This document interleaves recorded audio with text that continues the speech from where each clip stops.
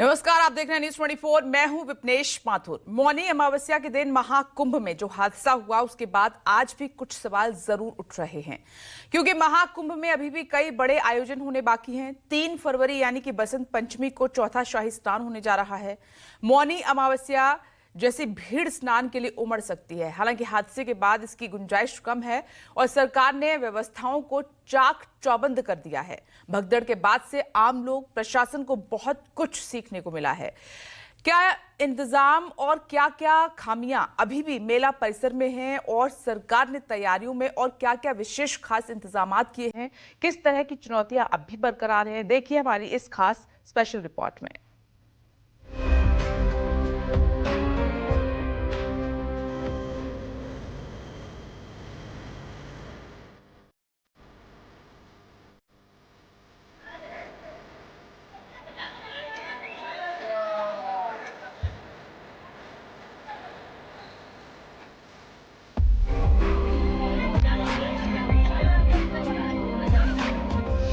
महाकुंभ में 3 फरवरी को चौथा शाही स्नान।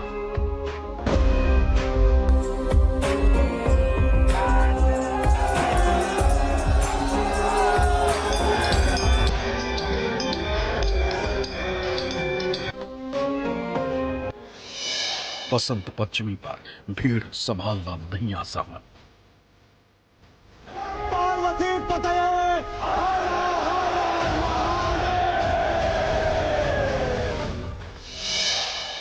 सरकार के सामने चुनौतियों का अंबार।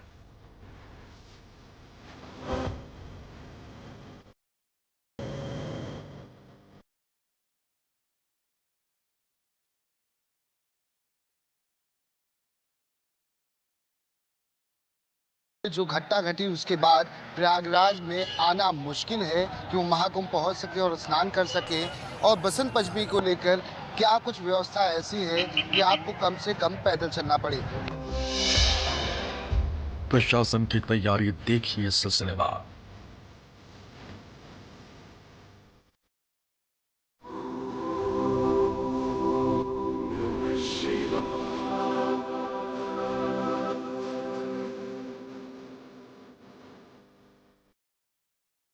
जाती है हमारा इंतजाम बहुत अच्छा है, हमें ज़्यादा कोई किसी परेशानी नहीं है, क्योंकि हमें आने में भी बहुत इजीली हुआ है और जाने में भी आराम से पैदल चले। हाँ, क्राउड भी नहीं है यहाँ पे। महाकुंभ में मंगलवार और बुधवार की रात मौनी अमावस्या का दिन जो भगदड़ मची, क्या उससे किसी ने सबक लिया?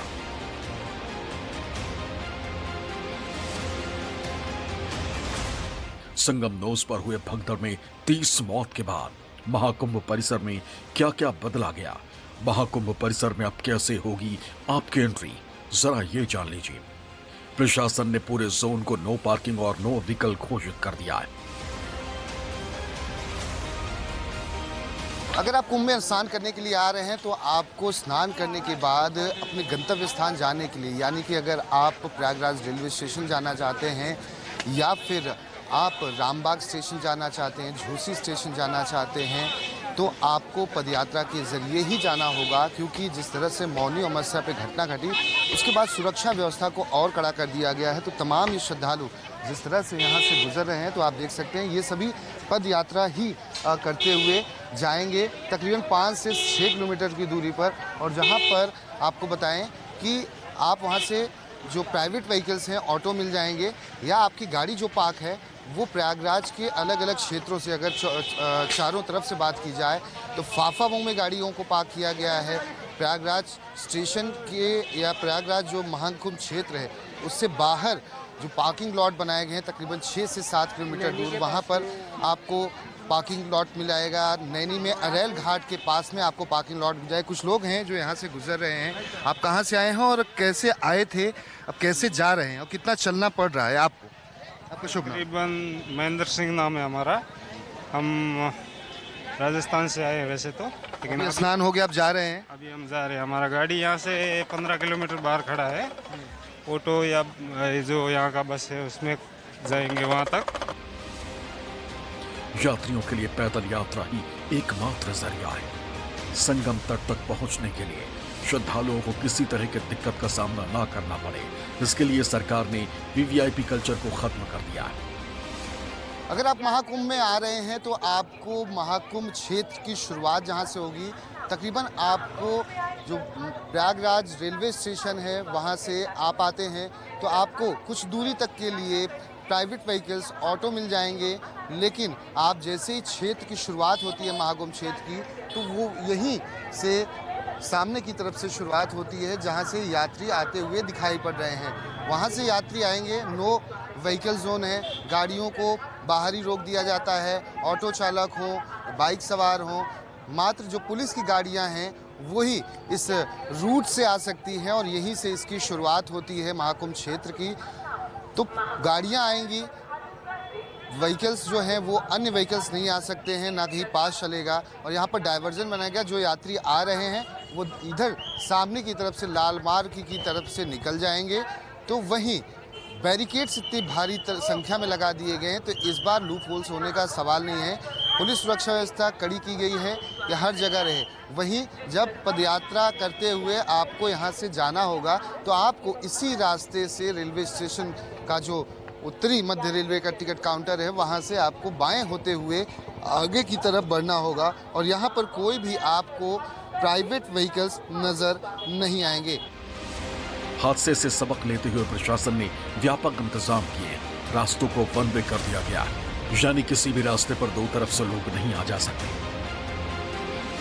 मौनी अमावस्या के बाद बसंत पंचमी का अमृत त्योहार आ रहा है, जहां पर अमृत स्नान होना है। ऐसे में तमाम श्रद्धालुओं के मन में यह सवाल है कि क्या मौनी अमावस्या पे जो घटना घटी उसके बाद प्रयागराज में आना मुश्किल है कि वो महाकुंभ पहुंच सके और स्नान कर सके, और बसंत पंचमी को लेकर क्या कुछ व्यवस्था ऐसी है कि आपको कम से कम पैदल चलना पड़े। तो आपको हम बता दें कि आपको पैदल तकरीबन 10 से 12 किलोमीटर चलना पड़ेगा। वहीं आप स्नान करने के लिए ज़रूर पहुंच सकते हैं और संगम नोस पर ही जाकर स्नान कर सकते हैं। लेकिन उस समय के हालात पर यह निर्भर करेगा कि अगर बहुत ज़्यादा भीड़ संगम नोस पर ही इकट्ठा हो जाएगी, क्योंकि प्रशासन की तरफ से, सरकार की तरफ से और मुख्यमंत्री योगी आदित्यनाथ की तरफ से ये लगातार कहा जा रहा है कि आप किसी भी घाट पर नहाएं, आपको उसी तरह की पुण्य की प्राप्ति होगी। और ऐसे में आपको अलग अलग घाटों पर स्नान करना चाहिए, चाहे वो अरैल का घाट हो, चाहे वो संगम नोज हो या गंगा जी का कोई अन्य घाट हो, चाहे वो दशाश्वमेध हो या फिर नागवासवी का घाट हो। ऐसे में कैसे श्रद्धालु अभी भी बसंत पंचमी के लिए पहुंचना शुरू हो रहे हैं महाकुंभ प्रयागराज में। हालांकि नो व्हीकल जोन है, आपको 4 से 5 किलोमीटर के लिए जो हाथ गाड़ी होती है वह मिल जाएगी, खासतौर पर बुजुर्गों के लिए, बच्चों के लिए। जो आम श्रद्धालु बसंत पंचमी पे आना चाहते हैं उनको क्या मुश्किलें आएंगी या नहीं आएंगी, या कितना चलना पड़ेगा? देखो, ये सुन के तो हम भी मना हो गया था कि 28 तारीख को जो भगदड़ हुई थी उसको सुन के हमारा भी डिले हो गया था, लेकिन हमने हिम्मत की। मैंने कहा कुछ नहीं होगा, बाबा के भरोसे चल रहे, बाबा के सब कल्याण करे सबका। तो उसी भरोसे आए, देखा तो इस सब कोई भीड़ नहीं है, कोई कुछ नहीं है। भगदड़ पर सियासत भी नहीं रुक रही है। तैयारियों को लेकर सीएम खुद मोर्चा संभाले हुए हैं। वहीं अखिलेश यादव ने एक बार फिर बजट के बाद बाहर आकर यूपी सरकार से मौत का सही आंकड़ा जारी करने को कहा है। मैं अभिनंदन करूंगा उन पूज्य संतों का जिन्होंने मौनी अमावस्या के अवसर पर पूरे धैर्य के साथ एक चुनौती हम सबके सामने आई। कुछ पुण्यात्मा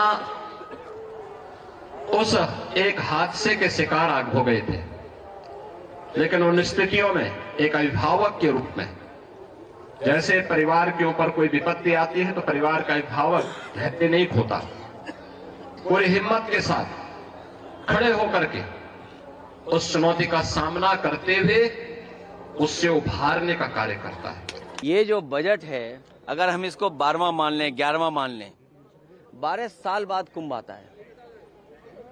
जो सरकार को आंकड़े देने चाहिए थे, हमारे लिए आज बजट के आंकड़ों से ज्यादा जरूरी है कि जिन लोगों की जान गई है वो आंकड़े। जो सरकार मरने वालों का आंकड़ा न दे सके, जो सरकार खोए लोगों का आंकड़ा न दे सके, जो खोया पाया केंद्र है उसमें बड़ी संख्या में लोग भटक रहे हैं। एक भीड़ मौनी अमावस्या पर थी। अब करोड़ों लोग बसंत पंचमी पर जुट सकते हैं। ऐसे में रेलवे भी यूपी सरकार के साथ पूरी मुस्तैदी दिखा रही है। अगर आप महाकुंभ में स्नान करने के लिए आ रहे हैं या आपको यहाँ से जाना है तो रेलवे की तरफ से एक विशेष व्यवस्था की गई है उन यात्रियों के लिए जो यहाँ पर श्रद्धालु बनकर आए हुए हैं या यहाँ से वो ट्रेन पकड़ना चाहते हैं। तो उत्तर रेलवे की तरफ से बाकायदा प्रयागराज महाकुंभ के अंदर ही एक रेलवे स्टेशन नुमा बनाया गया जहाँ पर आप टिकट खरीद सकते हैं और कहाँ से कहाँ के लिए आपको गाड़ियाँ मिल सकती हैं वो भी यहाँ पर पूरी जानकारी दी गई है उत्तर मध्य रेलवे की तरफ से।